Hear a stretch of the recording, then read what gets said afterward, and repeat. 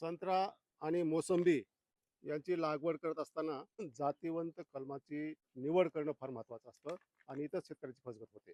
ही जातीवंत जी कलमं आहेत संत्रा मोसंबीची ती लागवड न केल्यामुळे शेतकऱ्याचं फार मोठं नुकसान होतं. हे नुकसान टळावं म्हणून डॉक्टर पंजाबराव देशमुख कृषी विद्यापीठ अकोला यांनी नागपूर इथं फार चांगली नर्सरी सुरू केलेली आहे. तर आधुनिक तंत्रज्ञानावर आधारित ही नर्सरी त्यांची आहे, रोपवाटिका आहे. आणि या ठिकाणी संत्रा आणि मोसंबीची जी कलमं आहेत, जातीवंत कलमं ते इथं मिळतात. तर ही नर्सरी कशी आहे, इथं कशा पद्धतीनं कलमं तयार केली जातात आणि शेतकऱ्यांना ती कशी मिळू शकतात याचीच माहिती आपण आजच्या व्हिडिओमध्ये घेणार आहोत. नमस्कार, मी डॉक्टर तुकाराम मोठे, सेवानिवृत्त कृषी सहसंचालक डॉक्टर तुकाराम मोठे या यूट्यूब चॅनलवर मी सर्व शेतकरी बंधूंचं स्वागत करत आहे. तर माझ्या पाठीमागं तुम्ही पाहताय ही पूर्ण शेडनेट आणि पॉली हाऊसचा एरिया आहे आणि याच ठिकाणी ही जी संत्रा आणि मोसंबीची जी कलमं आहेत ती बांधली जातात आणि इथूनच शेतकऱ्यांना त्याची विक्री केली जाते. आणि यांनी ही कलमं तयार करण्यासाठी एक विशिष्ट असा प्रोटोकॉल तयार केलेला आहे. तर हा प्रोटोकॉल जो आहे तुम्हाला या बोर्डवर दिसेल. इथले जे शास्त्रज्ञ आहेत या शास्त्रज्ञाकडून आपण हा प्रोटोकॉल समजून घेणार आहोत आणि त्यानंतर आपण प्रत्यक्ष पॉली हाऊस आणि शेडनेटमध्ये जाऊन ही नर्सरीची कलमं कशी तयार केली जातात याची माहिती घेणार आहोत. हे संत्रा गुणवत्ता केंद्र जे आहे हे उद्यान विद्या विभाग कृषी महाविद्यालय नागपूर याच्या अंतर्गत येते. हे जे नागपूर आपलं कृषी महाविद्यालय हे डॉक्टर पंजाबराव देशमुख कृषी विद्यापीठाच्या अंतर्गत येते. इथं संत्रा आणि मोसंबीची फार चांगल्या पद्धतीनं कलमं तयार केली जातात. हो सर. आणि ही कलमं तयार करण्यासाठी तुम्ही एक विशिष्ट कार्यपद्धती तयार केलेली आहे. त्याचाच हा इंग्रजी मधला बोर्ड आहे. बरोबर. प्रायव्हेट नर्सऱ्या ज्या आहेत हम्म. ते कशा पद्धतीने कलम रोपं तयार करतात आणि तुम्ही कशा पद्धतीने करतात, काय फरक काय ते सांगा. सुरुवातीला सर आपण थोडस पहिले कलम कसे तयार करायचे त्याच्याबद्दल बघून घेऊ. हो. कलम जे आहे संत्र्याची जवळपास एक कलम तयार होण्यासाठी 20 ते 22 महिन्याचा कालावधी लागतो सर. बरं. तर त्याच्यासाठी सुरुवात जी आहे ती आपण खुंट रोपांचे बियाणं काढण्यापासून सुरू करतो. हा. ऑक्टोबरच्या दरम्यान हे रंगपूर जंबेरी जे आलिमो हे खुंट वापरतो यांचे फळं येतात. हा. त्याचे बी काढल्याच्या नंतर आपण त्याला ट्रे मध्ये टाकणं दोन्ही आपण सोबत सोबत पाहू किंवा बाहेरच्या ठिकाणी काय होते आणि चांगल्या पद्धतीने कसं केलं पाहिजे. हा. आता बी काढल्याच्या नंतर जे बियाणं जे आहे हे जातीवंत म्हणजे जे खुंट आहे रिकमेंडेड केलेले रुस्टॉक. त्याचं रुस्टॉक त्याचेच असलं गरजेचं आहे. हा. आता बाहेर ज्या ठिकाणी आहे त्यांनी विकत घेतल्या जाते कुठलं आणि तरी. विकत घेतल्यामुळं ते जे आहे ते त्या रंगपूर किंवा जंबेरीच आहे हे आपण त्याला ओळखू शकत नाही. हा. आणि त्याच्यामध्ये जे इथं जो चालते जास्त करून त्याच्यामध्ये हिमाचल प्रदेश वगैरे या भागामध्ये गलगल म्हणून एक जंबेरी सारखा एक प्रकार आहे. हा. त्याच्यावर बांधणं कलम योग्य नसते. पण त्याच्यावरचं सक्सेस आणि या गोष्टी सगळ्या चांगल्या असल्यामुळं तिकडून बियाणं आल्याच्या नंतर हे प्रायव्हेट नर्सरीचे जे आहेत हा. त्याच्यामध्ये हे मिसळल्या गेलेलं हे ओळखू शकत नाही त्यांनी. हा. आणि तिथूनच हा प्रवास चालू होतो की खराब झाडं तयार होणं आणि झाडाचं आयुष्य कमी होणं या सगळ्या गोष्टी. गलगलवर बांधल्यामुळे काय होतं? तर गलगल हे रिकमेंडेड केलेलं नाही. जे फायटोप्थोरा डिंक्या हे जे रोगांचा ना. प्रादुर्भाव त्याच्यावर जास्त आहे. बरं. कारण आपण रंगपूर आणि जंबेरी याच दृष्टीने रिकमेंडेड केलं आहे की त्याच्यावर जे रोग आहेत हे हा. हवी नाही झाले पाहिजे. हा. आपण जर का त्याचा पायाच जर का तसा चुकीचा बांधला गेला हा. तर त्या झाडाचं साहजिकच आहे की आयुष्य हे पुढे आपण चांगलं राहील याचा आपण हमी देऊ शकत नाही. म्हणजे जातीवंत खुंटावरच बियाणं तुम्ही जे पाहिलेलं आहे हा. तुमच्या शेतामधलं आहे तीच निवडलं पाहिजे. हा हा एक मुद्दा झाला. हा दुसरं? सर. आता हे बियाणं काढल्याच्या नंतर हे बियाणं लावण्यापासून पुढची जी पद्धत आहे ती पण आणखीन महत्वाची आहे. जनरली बाहेरच्या ठिकाणी जे आहेत ते सर्व हे जमिनीवर बियाणं टाकले जाते. हा. आणि जमिनीवर टाकल्याच्या नंतर आपण जे आहे आपल्याकडे जे आपण पद्धत तयार केली आहे त्याच्यामध्ये प्लास्टिक क्रेट्स घेतो, त्याच्यामध्ये मीडिया तयार केलेला वापरतो आणि त्या क्रेट्स मध्ये आपण त्याचे तयार करतो. ज्याच्यामुळे काय होईल की तो मीडिया आहे आपण हा सोलराईज केलेला वापरला तर त्याच्यामध्ये पण कोणत्या प्रकारचं पॅथोजेन्स किंवा ह्याचं येणार नाही. म्हणजे तिथून पण रोगाची आपल्या खुंटावर पण रोगाचं अटॅक होणार नाही. सोलाराईज करणं म्हणजे काय म्हणता तुम्ही? माती जे आहे आपण माती मिश्रण जे तयार केलेलं आहे ते माती मिश्रण आपण उन्हाळ्यामध्ये तयार करून त्याच्यावर पॉलिथिन झाकून ठेवतो, ज्याच्यामुळं मधलं टेम्परेचर वाढून जे पॅथोजेन्स आहेत ते तिथं डेड झाले पाहिजे. आणि पुढं आपल्या जे मीडिया आहे कलम तयार करताना जो वापरतो त्यासोबत असलेले जे पॅथोजन न आल्यामुळं हे जे आपण रोप तयार करताय जे आपण कलम तयार करताय ही निरोगी तयार होईल. म्हणजे ते जो तुम्ही मीडिया तयार करता मातीचा त्याचं सोलरायझेशन म्हणजे ते उन्हाने हिट वाढते. त्या हिटमुळे हानिकारक बुरशी असतील, हानिकारक जीवाणू असतील हे मरतात. हा बरोबर. त्यामुळे तुमच्या ते झाडामध्ये येत नाहीत असंच ना? 100% तर आपल्याला तिथून पूर्ण मरणार नाही. पण जे आपल्याला जवळपास जे कमी करायचं प्रमाण आहे ते तिथून आपल्याला कमी होणार आहे. म्हणजे मीडिया निर्जंतुक पाहिजे. हा निर्जंतुक असं. बरं. त्याच्यानंतर आपण बियाणं जे पेरणी करतो हे हा. ऑक्टोबर मध्ये पेरणी झाल्याच्या नंतर हा. ते ट्रे मधून आपल्याला जवळपास जुलै पर्यंत आपल्याला ट्रे मध्ये ठेवायचं आहे. हा. म्हणजे जवळपास 1 वर्षाचा कालावधी तिथं जातो. हा. आणि त्याच्यानंतर हे जे आपण पाहता ही सेकंडरी नर्सरी आहे. कोणती ही जे आहे जायचं सेकंडरी का आपण? नर्सरी. जायचं ठीक आहे, आपण पुढे घेऊ आता त्याच्यानंतर हा. तर आपण आपण पुढे जाऊ आपण. याचं जे शेडनेट हाऊस आहे त्या शेडनेट मध्ये आपण हे करतो. इथं निर्जंतुक करण्यासाठी ब्ल्यू मो- कॉपर असेल हा बरोबर. मोरचूद आहे. त्या मोरचूद मध्ये पाय ठेवूनच आपल्याला जावं लागतं आणि पूर्ण निर्जंतुक असं हे शेडनेट आहे. अनेक शेडनेट आहेत आणि पॉली हाऊस पण इथं आहेत. तर आता इथं काय केलं जातं? हे जे नेट हाऊस आहे हे जवळपास याला आम्ही सेकंडरी पॉली हाऊस म्हणतो. हा. म्हणजे प्रायमरी मधून आम्ही शिफ्टिंग केल्याच्या हा. नंतरचं. आणि हे 500 स्क्वेअर मीटर मध्ये आहे. हा. याची जी कॅपॅसिटी आहे 15,000 एका सेट मध्ये आपण कलम तयार करतो. वार्षिक क्षमता किती आहे? आपला जो शेड्यूल आहे हा. तो जवळपास 22 महिन्याच्या नंतर एक आपली शिफ्ट एंड होते. म्हणजे तुम्ही ज्यावेळेस शेतकऱ्याला कलम देता हा. ते 22 महिन्याचं असते. म्हणजे 22 महिन्याचं म्हणण्यापेक्षा त्याला कलम तयार करण्यासाठी बी टाकण्यापासून तर शेतकऱ्याच्या शेतावर जाण्यापर्यंत हा. जो कालावधी लागतो त्याला 22 महिन्याचा लागते. हा. तर आता हे विक्री झालं तर आमचं त्याच्या पुढच्या वर्षी जे कलम तयार करायचे आहेत ती प्रक्रिया त्याचं काय प्लॅनिंग आमचं अगोदरच आपण असतं. हे या सेंटरला हम्म. संत्र्याची किती कलम वर्षाला विकली जातात? मोसंबी असेल, लिंबू असेल. आमच्याकडे अवेलेबल जे मात्र वृक्ष आहेत इथलं जे आमचं इन्फ्रास्ट्रक्चर आहे हम्म. त्याच्यामधून आम्ही जवळपास संत्र्याची 50 ते 60,000, मोसंबीची 20 ते 25,000 हम्म. आणि लिंबूची जवळपास 15 ते 20,000. हम्म. आणि या व्यतिरिक्त सुद्धा काही जे शेतकऱ्यांचे समजा जसं ग्रेप फ्रूट आहे, पमेलो आहे याची मागणी असेल तर त्याचे पण मात्र वृक्ष आमच्याकडे आहेत. तर त्याची पण आम्ही मागणीनुसार कलम इथं तयार करतो आणि शेतकऱ्यांना ते देतो. आता या बाजूला तुमचे हे खुंट दिसत आहेत. हा खुंटाचा आहे. हा? हा. ते किती महिन्याचं असेल बरं खुंटाचं?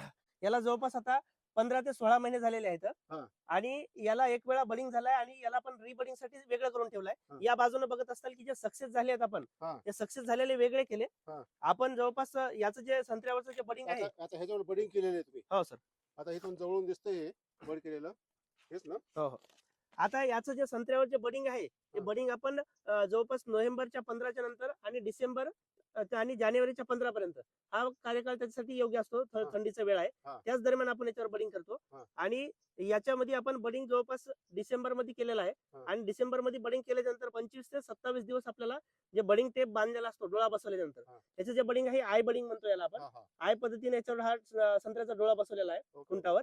आणि ह्या बडिंगचं टेप आपण जवळपास 25 ते 27 दिवसाच्या नंतर याचा सक्सेस कसा आहे त्याच्यानुसार आपण काढतो. हा. आणि जे सक्सेस झालेलं आहे हा. म्हणजे आतमधून आपल्याला हे हिरवं दिसत आहे आणि काही डोळे इनिशिएट पण होणं चालू झाले आहेत. हा, हा. त्याच्यावर आपल्याला लक्षात येत आहे की आता हे सक्सेस झालेलं आहे. सक्सेस झालं. सक्सेस झाल्याच्या नंतर ती जे प्रोसेस राहते पन्नी सोडल्याच्या नंतर 4 दिवस ठेवून आपण याला टॉपिंग म्हणतो. हा. म्हणजे हा वरचा खुंटाचा भाग आपण 3 ते डोळ्याचा 4 वरचा. बोट वरचा डोळ्याचा वरचा खुंटाचा भाग जो आहे ते 3 ते 4 बोट अंतर ठेवून हा कट करायचा आहे. बर. हा याच्यामुळे असं ठेवायचं आहे की बा वरून जर वाळत आली काढी तर ह्या डोळ्यापर्यंत लगेच गेली नाही पाहिजे. बर. हळूहळू नंतर हा वाळत बी आली तर इथून हा डोळा मोठा झाल्याच्या नंतर हे खुंटा आणि हे एकजीव होते आणि झाड अशा पद्धतीने आपलं संत्र्याचं तयार होते. तर याला जवळपास 15 ते 16 महिने झालेले आहेत. आणि इथून आपल्याला जुलै पर्यंत हा 2 ते 2.5 फुटाचा डोळा होईल. आणि 2 ते 2.5 फुटाचा डोळा हा जून जुलै मध्ये विक्रीस आपण जून मध्ये शेतकऱ्यासाठी तयार ठेवतो. बरं. आणि यशस्वी रोपवाटिकेचा मंत्र आहे की तुमचे जातीवंत खुंट हा. आणि जातीवंत काय म्हणतो मात्रवृक्ष. मात्रवृक्ष हा, पाहिजे.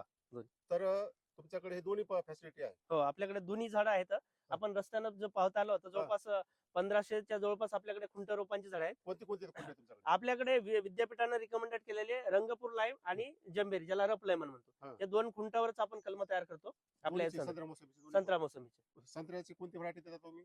संत्र्याची जी आहे आपण ज्या विदर्भात ही सर्वात जास्त लागवडीखाली असलेली नागपुरी संत्र्याची व्हेरायटी आहे ती आहे. आणि आपल्या विद्यापीठानं एक आपण ब्लॉक पण तयार केला आहे. एक नागपूर सीडलेस म्हणून एक जात दिलेली आहे. त्या जातीची लागवड आणखी एवढ्या जास्त प्रमाणात वाढली नाही पण त्या पण जातीच्या आपण शेतकऱ्यांच्या मागणीनुसार कलम तयार करतो. आणि मोसंबी मध्ये जर आपण गेलो तर मोसंबी मध्ये न्यू सेलर आणि काटल गोल्ड सुद्धा ही आपल्याच डॉक्टर पंजाब देशमुख कृषी विद्यापीठाने दिलेली ही जात आहे. तर ती लागवडीखाली जास्त प्रमाणात तुम्हाला विदर्भामध्ये पाहायला मिळेल. आपली जे कलम आहेत सर ही फक्त विदर्भापुरती किंवा महाराष्ट्रापुरतीच मर्यादित नाहीत. तर आपल्या इथून कलम जवळपास संपूर्ण भारतात जातात. कारण हा आपला प्रकल्प जो आहे तो भारत सरकारचं कृषी मंत्रालय आणि एम्बेसी ऑफ इस्रायल यांच्या मार्फत हा इथलं काम आणि देखरेख याच्यावर पाहिलं जाते.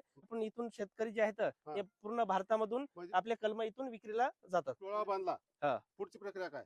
आता डोळा बांधून हा सक्सेस झाल्याच्या नंतर आपल्याला याला जो डोळा आहे हा. त्या डोळ्याच्या आजूबाजूला जे खुंटावर जे येणारे शूट आहेत हा, ते ते करायचे. नियमित काढणं खूप गरजेचं आहे. बरोबर जर हे शूट जर का तसेच वाढत गेले हा. तर तो डोळा जो आहे त्याची वाढ होणार नाही. बरोबर आणि डोळ्याची वाढ नाही झाली तर ते शूट जे आहे ते जास्त वाढून जर गेले तर अन्नद्रव्य तेच शोषून घेतील. इतर फुटवे काढून टाकायचे, फुटवे फक्त काढून घ्यायचे. डोळ्याचा फुटवा ठेवायचा. हा, आणि याला सगळ्यात महत्वाचं आहे की याच्यावर जे आहे नवीन नवती जबा येते याच्यावर, हा. तर जास्त प्रमाणात रोग आणि किडींचा प्रादुर्भाव पाहायला मिळतो. हा. तर आपल्याला जवळपास आठवड्याभरानं एक इन्सेक्टिसाइड आणि याच्या फवारणी आपल्याला गरजेनुसार घेत राहणं आपल्याला गरज आहे त्याची. आता हे तुमचं वेगळं सेक्शन आहे, इथं काय करता तुम्ही?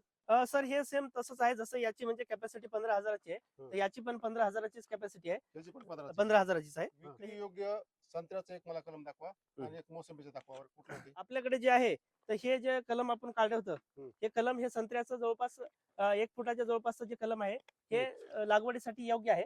तर आपली जे डिमांड जास्त असल्यामुळं हं. आपल्याकडे कलम जास्त उरत नाहीत. हं. आणि कलम आपलं हे फक्त जून मध्येच तयार होते आणि तिथून 4 महिन्यात आपली विक्री होते. हं. तर आता सध्या आपण हे बांधून जे तयार झालेले आहेत हा. याला वाढवणं आहे. आणि हे मागच्या सीझन मधलं काही थोडस लहान डोळा असल्यामुळे आपण शेतकऱ्यांना असे कलम देत नाही, ते ठेवलेलं झाड होतं. हा. तर आतापर्यंत हे असं झालेलं आहे. आता हे पुढच्या सीझनला म्हणजे जून मध्ये आपण हे पण विक्रीस चांगल्या पद्धतीने तयार झालं. आता त्या या साईजचं होतं हा, इथं. या साईजचं त्याच्यापेक्षा मोठं होतं सर. हे तर एक फुटाच्या अंतराचं झालं, हा. 2 फुटापर्यंत जवळपास पाकळीची कलम जाते. शेतकऱ्याला समजा संत्र्याचं किंवा मोसंबीचं कलम घ्यायचंय, हा. असं शेतकऱ्याला मिळण्यासाठी काय प्रक्रिया आहे की प्राध्यापक उद्यान विभाग या नावानं आपण इथं अर्ज स्वीकृत करतो आणि आणि- शेतकऱ्याकडून 7/12 आणि अर्ज घेतो. हा. लागवडीस आम्हाला एवढे कलम लागणार आहेत आणि त्याचं 7/12 त्यानुसार आम्ही नाही, सगळ्या पण प्रत्येकाला इथे येऊन द्यावा लागतो का तो? तर त्याच्यासाठी एक आम्ही थोडस आणखीन चांगल्या पद्धतीने जाण्यासाठी एक आम्ही कृषी विभागांना असं पुढे या म्हणतो किंवा त्यांच्या मार्फत जे तालुका कृषी अधिकारी आहेत तर त्यांच्या मार्फत तुम्ही जर का आम्हाला अर्ज केला शेतकरी सर्व एक हा. गट तयार करून, हा. तर ते आम्ही इथं फर्स्ट कम फर्स्ट बेसिसवर नंबर लावतो. आणि ज्या आणि टपालाने पाठवता येतो. टपालानं पण चालते या ऍड्रेसवर किंवा मला व्हॉट्सअपला पण केला. हा. शेतकऱ्यांचं अडचण आहे, दूरच्या ह्याच्यातून येत नाही, हा, तर हा. मला जर का व्हॉट्सअपवर बी जर मी नंबर तर दिलाच आहे आता, त्या हा. नंबरवर जर त्यांनी व्हॉट्सअप बी केला मला अर्ज, हा. तरी ते आपल्याला अशा पद्धतीने मी त्यांचा अर्ज दाखला लावून आपण शॉर्ट लिस्ट करतो. हा. आणि त्याच्यानंतर जेव्हा विक्रीची वेळ येते त्याच्या आम्ही एक 15-20 दिवसा अगोदर लिस्ट तयार करतो आणि शेतकऱ्यांना त्याच्यावर दिलेल्या नंबरवर कॉन्टॅक्ट करून त्यांचा नंबर लावून आपण इथून विक्री करतो. एकाला किती देता? तर आता याचं जे आहे कलम आपली मागणी जशी जास्त असेल तर आम्ही त्याचा क्रायटेरिया ठरवतो, किंवा मागणी जर आपली जेवढे अर्ज आले त्याच्यामध्ये बसत असेल तर आम्ही शेतकऱ्यांना असं जवळपास जी कलम त्यांनी मागणी केली आहे तेवढी आम्ही पूर्ण करतो त्यांची. पण बऱ्याचशी शेतकऱ्याची तक्रार आहे की आम्हाला पाहिजे तर 500 आणि तुम्ही देता 100, असं बी होतं. नाही, त्याच्यामध्ये काय होते सर, हा. किंवा सर्व शेतकरी जेव्हा जास्त प्रमाणात येईल आपल्याकडून, तर तसं प्रमाणात होत नाही. हा. सगळ्या शेतकऱ्यांची मागणी येईल हा. तर तशा पद्धतीने आपल्याला त्यावेळेस थोडंसं एक पाऊल उचलावं लागते, किंवा सर्वांना भेटले पाहिजे, सर्वांची नाराजी नाही आली पाहिजे. हा. आणि त्यामधून जर का काही शेतकऱ्यांना आपण नाही दिले तर त्यांचा अर्ज त्यांनी जर आपल्याला म्हटलं तर आपण तसंच ठेवून पुढच्या वर्षासाठी ते आपण कंटिन्यू करून त्यांची मागणी बरं. 2 वर्षात कंप्लीट करू. बरं, प्रति कलम द्यायची किंमत काय आणि शेतकऱ्याला तुम्हाला द्यायची कशी? मोसंबी आणि संत्र्याची जे कलम आहे हे आपण 80 रुपये प्रति कलम इथून देतो. हा. आणि लिंबू जे आहे हे आपण बियाण्यापासून जर तयार केलं असेल तर 40 रुपये प्रति रोप इथून देतो. पैसे कसे भरायचे? पैसे जे आहे आपण हे प्री बुकिंग साठी कोणत्याच प्रकारचे पैसे घेत नाही. हं. ज्यावेळेस त्यांचा नंबर लागेल आणि त्यांना बोलवलं जाईल हा. त्या दिवशी त्यांना संपूर्ण कलमाची पावती बनवून कलम लोड करून इथून घेऊन जाणार आहे. रोखीने देता का? हा. रोखीने पैसे घेता? हा, रोखीने. रोखी चेक वगैरे नाही? चेक वगैरे स्वीकारला जात नाही. आपण जेव्हा रंगपूर आणि जंबेरीवर आणि पाकिटात कलम तयार करतो, हा. जे सक्सेसचं प्रमाण आहे म्हणजे हा. याच्यापासून जे मिळणार आहे हा. ते जवळपास 50 ते 60% असते. हा. आणि तीच जर आपण गलगल किंवा अशा पद्धतीने करतो आणि जमिनीवर करतो हा. ते प्रमाण आहे 90% 80-90%. मग बरं. तिथं काय होते की त्याच्यामुळे जमिनीवरची कलम आहे 90% सक्सेस आहे, तर बाहेरच्या ठिकाणाहून जे तुम्हाला कलम मिळणार आहे ती ती स्वस्त 25 रुपयाची स्वस्त भेटते. हा. आणि याच ठिकाणी तुम्ही पाहत असाल की जे आता कटिंग केलेलं आहे हा. हे कटिंग केलेलं सक्सेस आहे, आणि जे उभं दिसत आहे हे सध्याचं फेल्युअर आहे. म्हणजे जवळपास 50 ते 60% तुम्हाला सक्सेस आहे. त्याच्यामुळे ह्या कलम जे आहे याचा रेट जो आहे हा तुम्हाला या कारणानं आपल्याला जास्त ठेवा लागतो. शेतकरी बांधवांसाठी एक मेसेज असा आहे कलमांच्या बाबतीमध्ये, की आपण जर बघितलं तर मार्केटमध्ये जर गेलो तर 4 बी फळं जर संत्र्याचे उचलून घेतले तर त्याची किंमत जवळपास 50, 60, 100 रुपयापर्यंत जाते. आपण कलम घेताना काय विचार करतो की मला 25 रुपयाचं 20 रुपयाचं बाहेरचं कलम मिळावं हा विचार करतात शेतकरी. त्याला हे माहित असलं पाहिजे शेतकऱ्याला की मला 25 ते 30 वर्ष याच्यापासून उत्पन्न मिळणार आहे. आणि जे मी 20-30 रुपये जे शिल्लक खर्च करण्यासाठी पाकिटची कलम महाग आहे ही शेतकऱ्यांची नेहमी राहते, आणि जमिनीवरची स्वस्त भेटते बाहेरून, याच्यामध्ये शेतकऱ्यांची फसगत होते. तर त्यासाठी माझा शेतकरी बांधवांसाठी एक मेसेज आहे की तुम्ही 25-30 रुपयाचा आता जर विचार केला तर जे तुमचं झाड आहे त्या झाडावरच्या 100 किंवा 200-500 फांद्यापैकी एक फांदी तुम्हाला तेवढी किंमत कधी पण एका वर्षातल्या एका वेळेस तुम्हाला पूर्ण करून देणार आहे. त्याच्यामुळं त्या 20 ते 30 रुपयाच्या आताच्या फायद्यासाठी तुमच्या झाडाच्या 25 ते 30 वर्षाच्या उत्पन्नाचा विचार करा आणि कलम घेताना चांगल्या ठिकाणाहून आणि पाकिटची कलम घेऊनच लागवड करा. हे